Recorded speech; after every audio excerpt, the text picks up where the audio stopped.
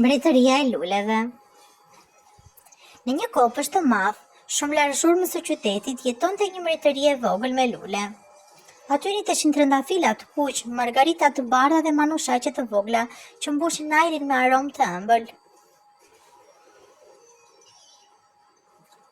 Çdo mëngjes kur dielli linte, lulet zgjoheshin dhe përshëndetën njëra tjetrën. Mirëmëngjes, thoshte Margarita, duke hapur petalet e saj të bardha. Mirëmëngjes, përgjigjet trëndafili krenar.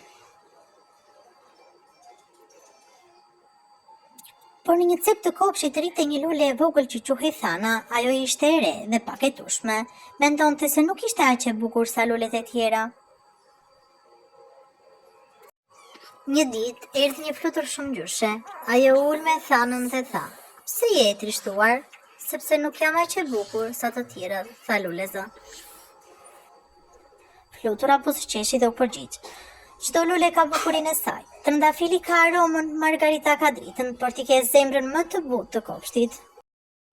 Nga ajo ditë, Thana filloi të buzëqeshte çdo mëngjes, dhe kur hyinte era e lehtë, të gjithë lulet vallëzonin së bashku, si një familje e lumtur në mbretërinë e luleve. Morali i përradhës: çdo njeri dhe çdo lule është i veçantë në mënyrën e vet.